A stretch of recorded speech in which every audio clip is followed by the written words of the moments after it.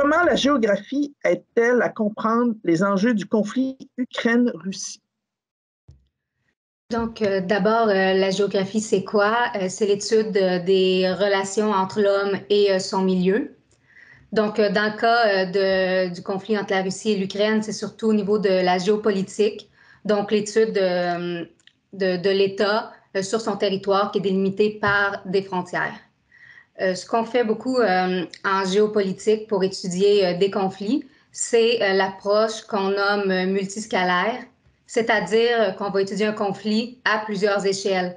Ça peut être, par exemple, l'échelle locale, nationale, internationale. Dans le cas qui nous intéresse, par exemple, l'échelle au niveau plus de certains groupes ethniques, l'échelle d'un pays, l'échelle des relations internationales entre les pays. Donc, pour revenir au conflit entre la Russie et l'Ukraine, d'abord, ce qu'il faut comprendre, c'est à l'échelle des régions sécessionnistes, donc à l'échelle de Donetsk et de Louhansk. Donc, il faut comprendre qu'il y avait un mouvement sécessionniste là, qu'elles ont proclamé leur indépendance aussi. C'est aussi le cas de la Crimée qui a été annexée par la Russie en 2014. Puis, on peut regarder aussi plus à l'échelle de l'Ukraine. Donc, on voit qu'il y a une séparation en Ukraine. À l'ouest, on retrouve une population qui est davantage ukrainienne pro-occidentale, alors qu'à l'est, on retrouve une population qui est davantage russe, russophone, pro-russe. Donc, ça peut faire des tensions. C'est important aussi de comprendre les relations entre l'Ukraine et la Russie. Donc, la Russie voudrait maintenir l'Ukraine en tant que zone d'influence et en tant que zone tampon entre l'Occident et son territoire. Puis, il faut aussi comprendre les relations entre la Russie et les puissances occidentales, donc l'OTAN, l'Alliance du traité de l'Atlantique Nord, qui, au travers des époques, s'est rapprochée des frontières russes.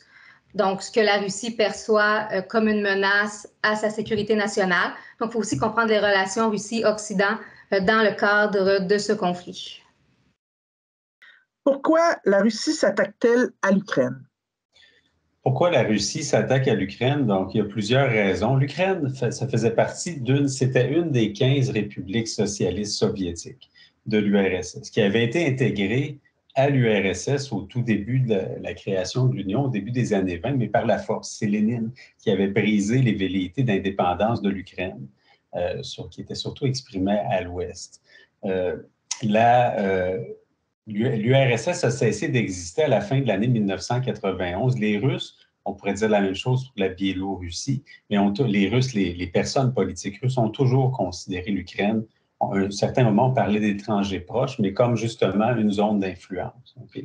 Donc, l'idée de voir l'OTAN, qui a pris de l'expansion au niveau des pays de l'Est, donc des pays qui ne faisaient pas partie de l'URSS, mais qui étaient sous la houlette de l'URSS.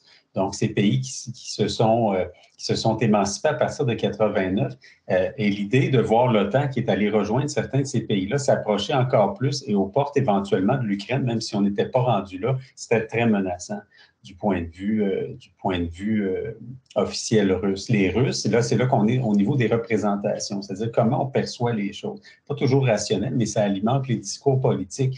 Les personnes politiques russes vont voir l'expansion de l'OTAN comme une menace à leur sécurité. Donc, par la suite, vont aussi aller légitimer, ça c'est des choses qui expliquent l'invasion de l'Ukraine par la Russie, là, qui vont légitimer. On va se dire également, il y a certains groupuscules, c'est une chose qu'on entend, qui sont des groupuscules sous influence nazie. Là, ici, on a un héritage de la Deuxième Guerre mondiale. Les Soviétiques ont été à plein dans le nazisme lorsque le pacte germano-soviétique s'est retourné contre eux. Donc, il y a toutes sortes de raisons, des raisons géopolitiques. On voit, dans le fond, l'Ukraine comme une zone qui doit appartenir à la sécurité russe. On craint pour notre sécurité, puis après ça, on déploie une rhétorique de nazification. Évidemment, il faut pouvoir faire la part des choses avec la réalité. Toutes ces raisons-là se valent du point de vue russe. La géographie est-elle un obstacle ou un avantage dans le conflit présent entre l'Ukraine et la Russie et pour qui? La géographie peut être un avantage pour l'Ukraine, dans le sens qu'avec le dégel des sols qui se produit au printemps, ça fait beaucoup, de boue qu'on appelle la Rasputitsa. Donc, ça peut faire en sorte que les chars d'assaut russes s'enlisent dans cette boue et ça peut nuire à leur avancée. Donc, ça peut être un avantage pour l'Ukraine. Un autre avantage pour l'Ukraine, ça peut être la présence de fleuves. Donc, comme on a vu le Dniepr qui passe dans la capitale, à Kiev, on a fait exploser des ponts, donc ça peut être plus difficile encore au niveau terrestre de se rendre à l'autre rive pour les Russes. Donc ça peut être des avantages, le sol qui dégèle et les fleuves pour l'Ukraine. Un avantage pour la Russie, là, il faut se situer un petit peu en amont de ce que Kim disait au niveau de la fonte des neiges du printemps, c'est que dans le fond, une partie de l'invasion russe s'est faite à partir du Donbass. Le Donbass, c'est une région géographique qui n'est pas marquée par des sommets montagneux importants. On n'est pas du tout au niveau de la cordillère du Caucase. Le Donbass, c'est une région qui est à cheval au niveau géographique entre la Russie et l'Ukraine parce que la République de Russie et d'Ukraine étaient liées dans l'URSS. Donc, pour les Russes, en amont, là, avant la fonte printanière, c'est facile d'entrer. Ça n'a pas été le seul point d'entrée, mais c'était presque automatique, en plus compte tenu de la fraternité qui règne avec les séparatistes de ces deux républiques. Un désavantage pour l'Ukraine, se trouve au niveau c'est la géographie de la ville portuaire de Mariupol. Donc là, on entend beaucoup parler actuellement de ce qui se passe à Mariupol. Donc, c'est une ville qui est pratiquement assiégée. Il y a des centaines de milliers de résidents qui sont incapables de sortir de chez eux. Il faut voir que Mariupol se trouve au milieu d'un corridor. C'est une ville portuaire sur la mer d'Azov. C'est la dernière ville portuaire d'importance qu'a l'Ukraine sur la mer d'Azov. Donc, qui elle-même va donc permettre des débouchés plus importants au niveau de la mer Noire. Mais donc, Mariupol se trouve à mi-chemin actuellement entre la région, les régions autoproclamées indépendantes de Donetsk et de Lugansk, donc le Donbass, et la Crimée qui a été intégrée par la Russie. Si Mariupol, hypothétiquement, était dans une zone montagneuse, difficile à prendre, ça serait un obstacle physique. Les Russes auraient de la difficulté, ce serait plus difficile de le prendre. Actuellement, c'est plus facile d'assiéger. Puis lorsque la Russie, si jamais elle peut atteindre, elle peut réussir à aller vraiment chercher Mariupol, lorsqu'elle le fera, ça va lui permettre de lier le Donbass et la Crimée. Donc, son corridor d'influence va être plus important. De ce point de vue-là, désavantage pour l'Ukraine. Quand on parle de ce conflit-là, on fait allusion souvent à la question de la sécurité énergétique de l'Ukraine et de l'Europe. Est-ce que vous pourriez faire le lien avec la géographie? Oui, absolument. Donc, la question, donc la sécurité énergétique, c'est un thème qui était, comme disait Kim dans la première réponse, c'est un thème qui est très, très, très géographique parce que l'énergie, sauf pour l'énergie éolienne, ça ne tombe pas du ciel, ça vient du territoire. Donc là, l'URSS, évidemment, c'est bien connu, s'était développé beaucoup autour du complexe militaro-industriel, des biens de production, beaucoup autour des ressources naturelles, les réseaux de distribution. Donc, quand on parle de ressources naturelles, les hydrocarbures, beaucoup.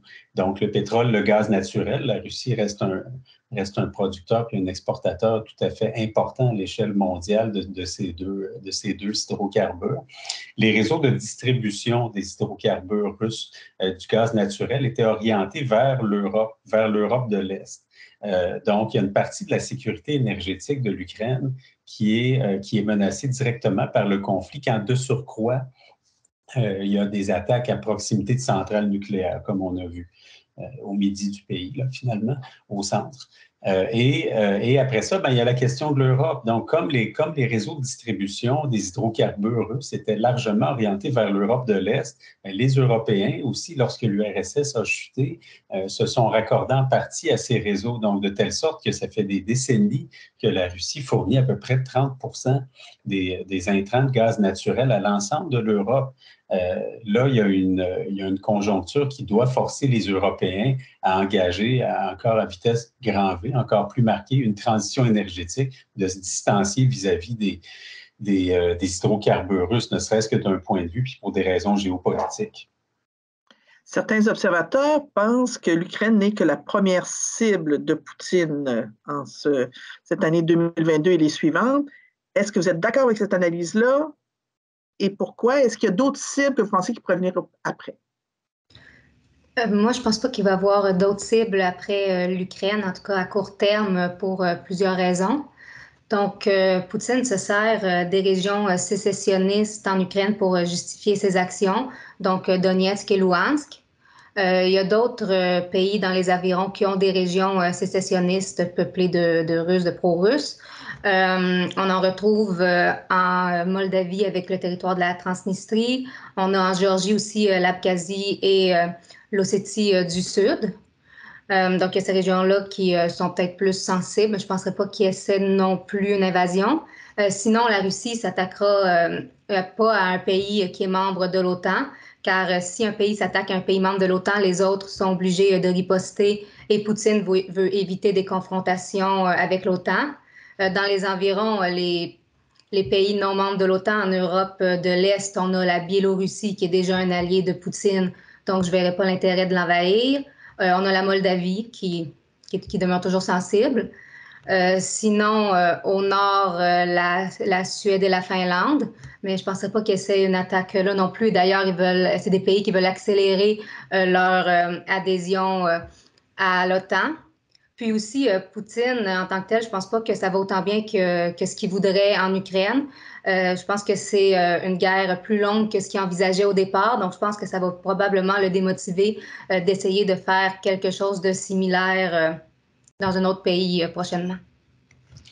Pour compléter, effectivement, si l'invasion ou ce que les personnes politiques russes appellent encore l'opération spéciale, si ça se passait comme prévu, on pourrait penser effectivement que peut-être que Poutine souhaiterait attiser d'autres tensions sécessionnistes. Par exemple, celle de Transnistrie en Moldavie. La Moldavie faisait partie des républiques soviétiques, puis il y a un groupe, une partie de la population qui est irrédentiste, donc qui est favorable à l'indépendance, la Transnistrie. On pourrait penser qu'éventuellement, si ça allait bien, on pourrait aller jouer de ce côté-là, ce qui n'est absolument pas le cas actuellement. Les bévues militaires se multiplient. Évidemment, la communauté internationale est touchée par ça. Une base de l'OTAN située non loin de la frontière, une base, c'est-à-dire où transitait du matériel de l'OTAN, non loin de la frontière polonaise, a été touchée il y a quelques semaines. C'est des choses extrêmement ardues et délicates pour le régime russe. Puis de surcroît,